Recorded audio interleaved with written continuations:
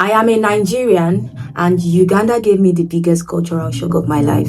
Hi guys, welcome to yet another video. My name is isabiwaka. I'm just a girl traveling with a backpack and going wherever the wind takes her. So if you're new to my channel, you're welcome. Make sure to hit the subscribe button. So on today's video, I'll be talking about my cultural shocks as a Nigerian visiting Uganda for the first time. So before I proceed, if you missed my cultural shock as a Nigerian visiting Rwanda for the first time, make sure to go check out that video after this video. So let's get right into the video. So my first cultural shock as a Nigerian visiting Uganda for the first time is that Uganda is chaotic. Hey, as a Nigerian, I got to Uganda, Kampala, and I was seeing Lagos right before my eyes. It was really shocking. Like especially Kampala. Let me just say Kampala. Kampala is a chaotic city. This city gave me like Lagos vibes. And you know when I knew I was in for a treat was immediately I took a night bus from Rwanda to Uganda, and immediately I got to the bus park at Uganda. I got a taxi and I was filming, right? The taxi driver asked me, "Are you a YouTuber? Are you a content creator?" I said, "Yes, I'm a YouTuber." And he was like, "Oh, welcome to Uganda, welcome to Kampala." And then he proceeded to say, "But you have to be careful, this is Kampala."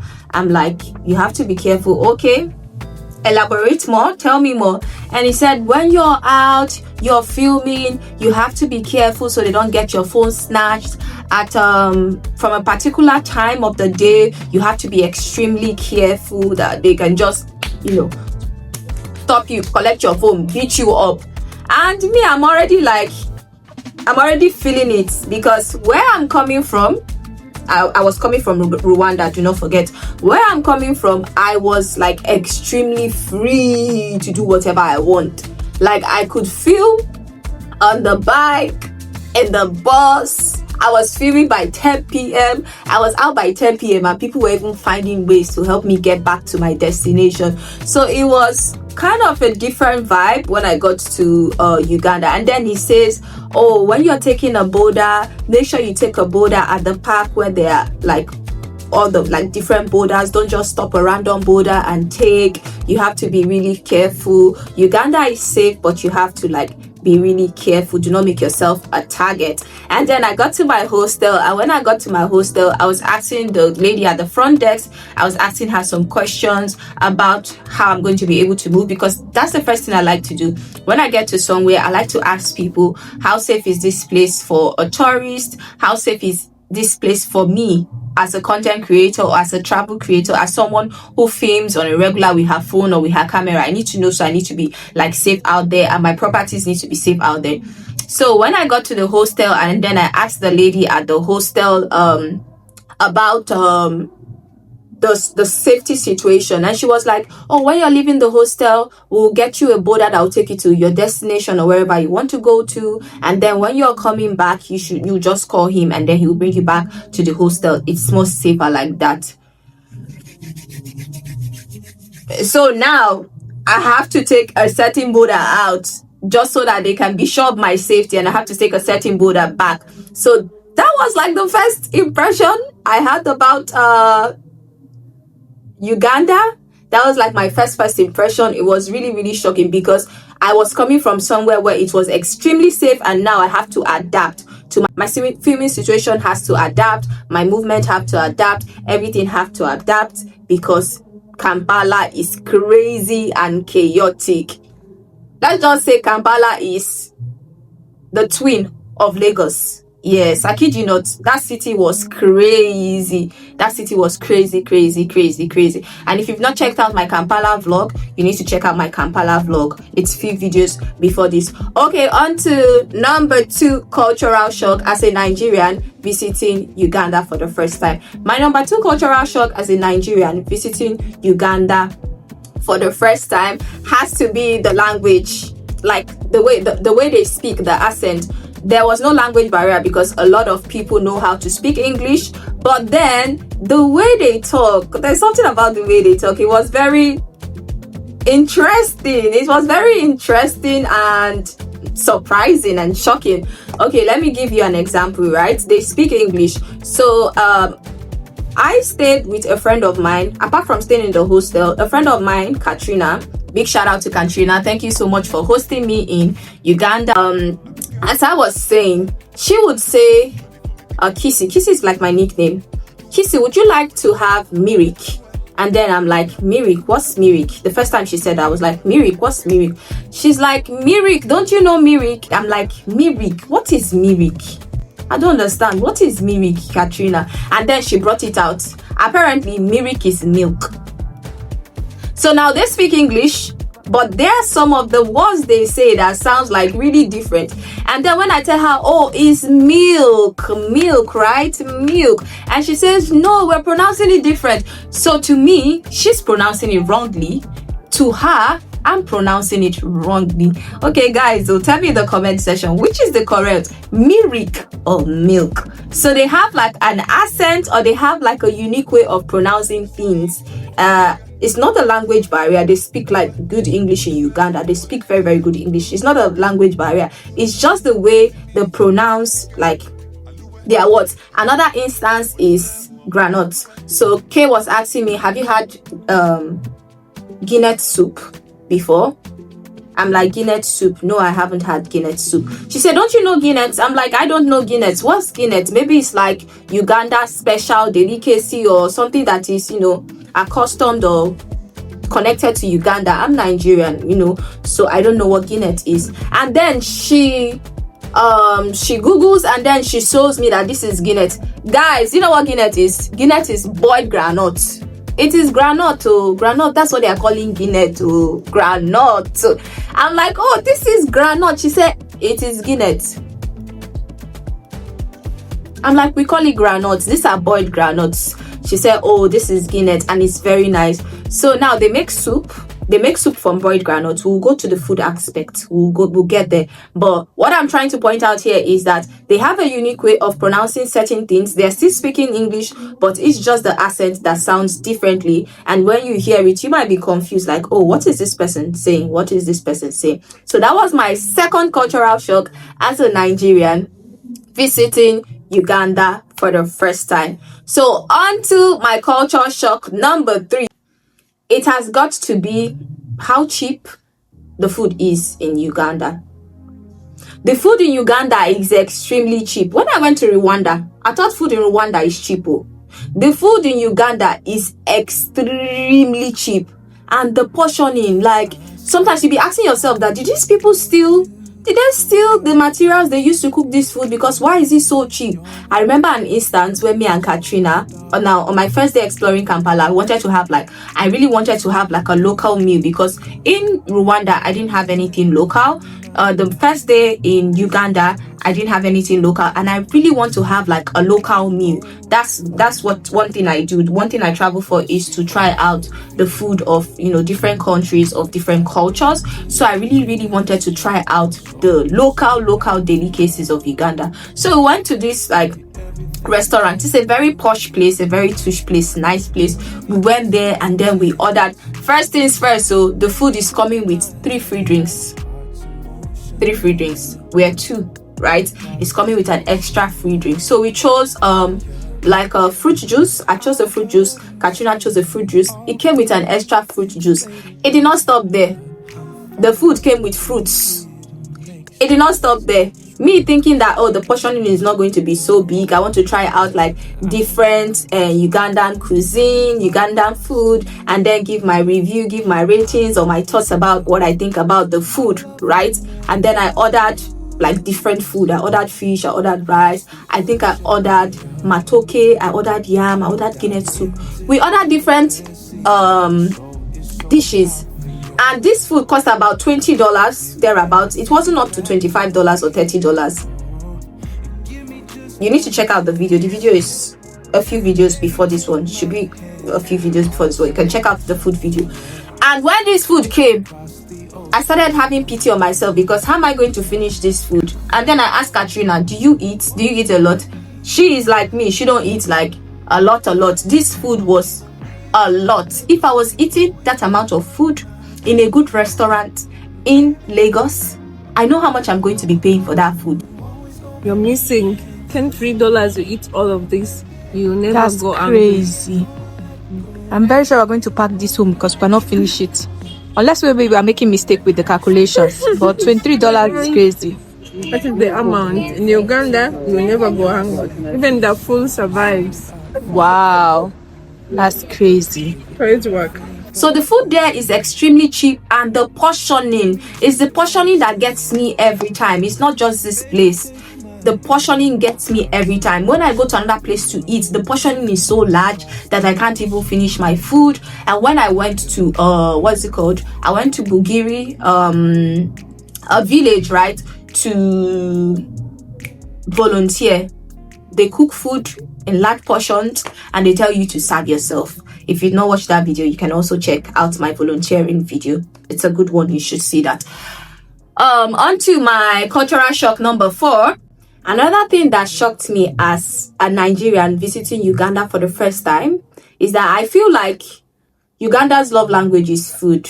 Because tell me why I'm going to a school to go and teach and they are offering me food. I never had that experience before.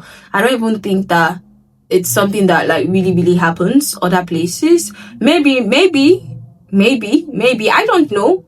But I found it very strange that I was being offered food when I went to go and, teach the kids. They offered me like breakfast. And mind you, we just had a large chunk of breakfast from Mr. Brian's house. Mr. Brian is my host while I was volunteering. We just had a large chunk of breakfast. And I was about to like reject. I was about to turn down the food because I'm already full. And then they were like, no, they tried to like speak to me quietly, like, you don't turn down food here, you have to accept. It's like a gift. It's like a gift, like a welcoming gift. You have to accept it. Even if you just drink the tea and just eat like a slice of bread, it's like a form of respect. So I feel for Ugandans, like it's food is a thing, like it's a love language for them. Even in where I was volunteering, I was never hungry. They always made sure that I was eating. In fact, they said you can eat as much as you want. You can eat more than 3 square meals. Like food is not a problem. As much as you want. Sometimes they would bring like Guinness granuts. They'll bring granite as snacks and offer to me. They'll be like, do you wanna take chai? Chai is tea. Do you wanna take chai? Like in the afternoon, they might just come. Do you want chai? Do you want anything? Do you want anything to snack on? Do you want anything to eat? I was taking chai like every day. I was taking chai like sometimes 2 times a day. Do you want milk? Do you want milk? Do you want to drink milk? So like for them, food is a love language for the Ugandans. Okay, brings me to my next cultural shock as a Nigerian visiting Uganda for the first time. I said in my Rwanda video that the motos, which are the motorbikes, they respect traffic rules a lot. They just follow traffic rules. When the light stops, they stop. When the light goes, they move. Getting to Uganda, I was thinking it was going to be the same thing as Rwanda now, East Africa, right? I get it to Rwanda. That's why I say Uganda is chaotic. Uganda is like Lagos vibes. It's the train of Lagos. It's chaotic. I don't know if there's going to be any other city as chaotic as Kampala. I don't know. So there they call their motorbikes, they call it the boda. The bodas there, they are crazy. They be overtaking anything overtakeable. Like when I'm on a border, my heart is always on my chest. Like I be saying my prayers silently in my heart. God, let me get to my destination safe. Let me get back safe. Because they be overtaking anything overtakeable. These people be driving like crazy. I don't even think there are traffic lights. I can't remember a situation where I saw traffic lights, because even if there was, they were not respecting traffic lights. Like they were just driving crazy. And that's like a very easy means to like get around town, to get around Kampala, to get around like the village, to get around Uganda. But is it the safest? It's not the safest. In Rwanda, it was the safest means and the most convenient means. In Uganda, it is the most convenient means, but it's not the safest means. If you're someone that just likes like a chill vibe, you don't like, too much gra, you don't like too much hustle and bustle, don't take the borders, because the borders are crazy. Uganda, I was not expecting their food to be like really, really good. I thought that another country was going to have like the best food I had in my 6-week trip. But to my shocking surprise, Uganda really surprised me. So I explored 3 East African countries for a period of 6 weeks, right? And the best food I had during my 6-week trip was in Uganda. I'm somebody that doesn't eat a lot.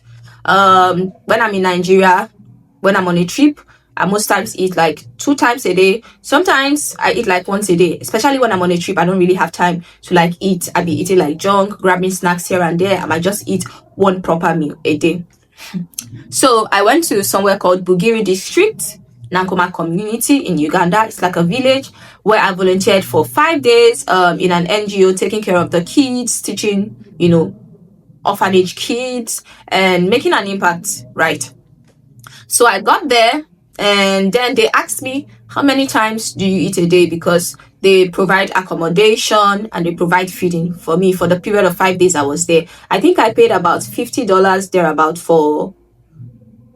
It's $50 for a week, but I didn't stay up to a week. I stayed like 5 days there, and it's something that anyone that is traveling to Uganda should try. You should try volunteering. You can do it for a period of 2 weeks, period of 1 month. You can do it for as long as 2 months, as long as you want. It depends on you. But me, I had a goal, and I had other places I wanted to visit, so I wanted to volunteer for just a period of 5 days, just to have the experience, and I wanted to, donate to the kids. Yeah. So when I got there, they asked me, how many times do you eat a day? And I'm like, I eat 2 times a day, sometimes once a day, or like maximum 2 times a day. I'm not a big eater. That's what I said. I'm not a big eater. I don't eat a lot. That's what I said, though. Okay, the first night I spent there, and then they gave me, I don't know what I ate that day, but they gave me dinner. I kid you not, this food was so good. I've been to Ghana before Uganda. I've been to Ghana. I've been to Egypt. I've been to Rwanda before I came to Uganda. And I never tasted a food as good as the food I ate in Uganda. Maybe other countries are going to come and, defeat Uganda. But I've been to 5 countries and the best food I had was in Uganda.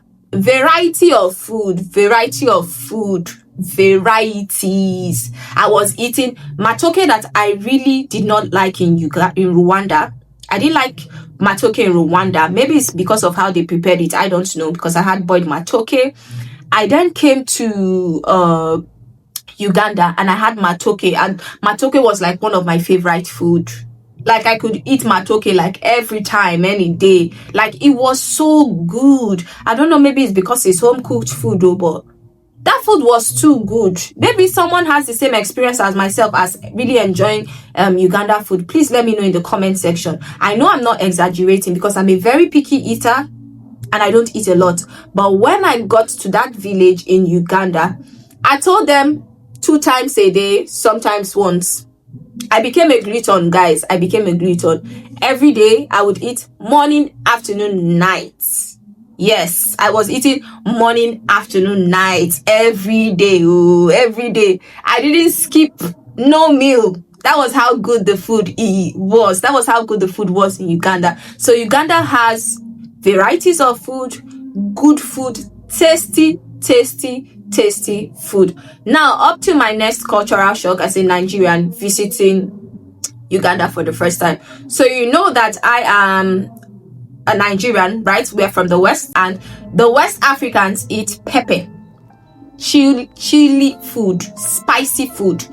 The West Africans eat spicy food. So on getting to Uganda, I'm faced with the reality that maybe East Africans do not eat pepper as much as West Africans, because in Rwanda also it wasn't spicy. So maybe I was trying to get to the conclusion that maybe East Africans don't eat, spicy food, but I couldn't get to the conclusion because I have only visited, that was my second East African country, and I cannot conclude from just 2 countries. So spicy food, they don't eat pepper there in Uganda. There was a time I wanted to cook. I wanted to make a chicken stew because I was really craving like my Nigerian chicken stew, and I wanted Katrina to try out the chicken stew. So we went to the market. Before we could find fresh pepper is like something that you would see everywhere in Lagos or in Nigeria. By the roadside, you will see fresh pepper. Like if you go to the market, there is abundance of fresh pepper. We got to the market and then we were looking for fresh pepper. We couldn't find fresh pepper. We had to like go to another market, and we had to walk until we found fresh pepper. Now let me tell you guys the juicy part of it. We got fresh pepper, right? I took only 3 seeds of fresh pepper and I made stew. For me, it was the right amount of pepper, and Katrina was just like, just 3 seeds. Amen. Okay, pepper.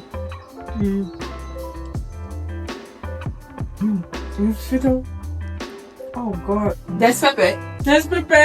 That's crazy. There's no pepper. There is pepper. I'm sorry. I beg. It's sweet though. Imagine if I had cooked like a proper Nigerian that I am. What would have happened? And then she's like, I beg, this stew is so sweet, oh, but next time when you're cooking, put half of one. Who cooks a pot of stew with half of one pepper? That's to tell you how much they don't eat pepper. All the food I ate in Uganda, there was never a time the food was spicy. It was really good, but it wasn't spicy. So Ugandans do not eat pepper. Maybe some of them eat pepper, I don't know. But my experience I think I was there for like 10 days. I realized that most of the food I ate were not spicy. So that was one cultural shock for me, because I'm used to spicy food, and then I'm coming here and it's a different ballgame entirely. So if I don't speak about this cultural shock, then this video is not going to be complete. My cultural shock as a Nigerian visiting Uganda for the first time. It's my first time ever visiting a country that drives on the other side of the road. Yes. So I'm used to, the driver being at the left-hand side and the passenger being at the right-hand side. But on getting to Uganda, I came to realize that the passenger is always at the left-hand side and the driver is always at the right-hand side. So they drive at the other side, opposite of what we Nigerians drive. Yeah, it wasn't like that for Rwanda. Rwanda was like the same place we drive. It wasn't like that for Rwanda.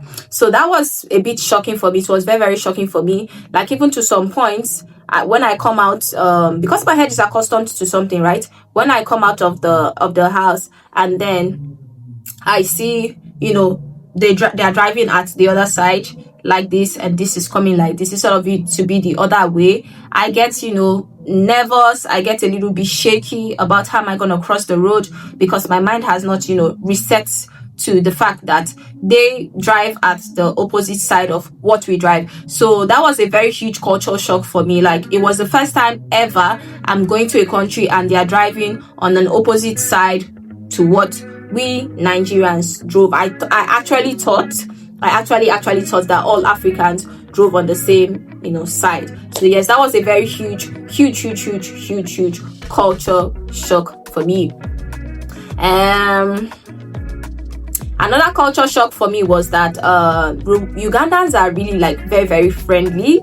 They're very, very friendly people. They're very, very hospitable people. Aside from the fact that you have to be careful, sometimes when you're filming at certain areas and certain places, they're very, very friendly people. They're very, very hospitable people. Sometimes I'll be filming and a Ugandan will want to just show up on my video and say hi to the cam. They always have nice things to say about Nigerians. They love Nigerians. They love our movies. Like, every part of Uganda I went to, they kept on telling me how they love Nollywood. How they love our musicians so much. I think Nigeria and that part is doing like a good job, because in Kenya, in Uganda, in Rwanda, they really loved like our movies and our artists, like those that sing. Yes, so for me, Ugandans are one of the most hospitable peoples I've met, during my travels, and that's a good That's a really good impression. So these are the things that really shocked me as a Nigerian visiting Uganda for the first time in Uganda. And Uganda, you know, had a lasting impression on me. Like if you watch my Uganda vlog, you will understand Uganda had a very long lasting impression on me. Aside from the fact that I just visited for 10 days, that country really shaped me in a different way. Like it really shaped me in a different way from what I really expected. Yes, and it did shape me in a good way, not in a bad way. I really love Uganda, and I'm hoping to, you know, visit some other time in the future.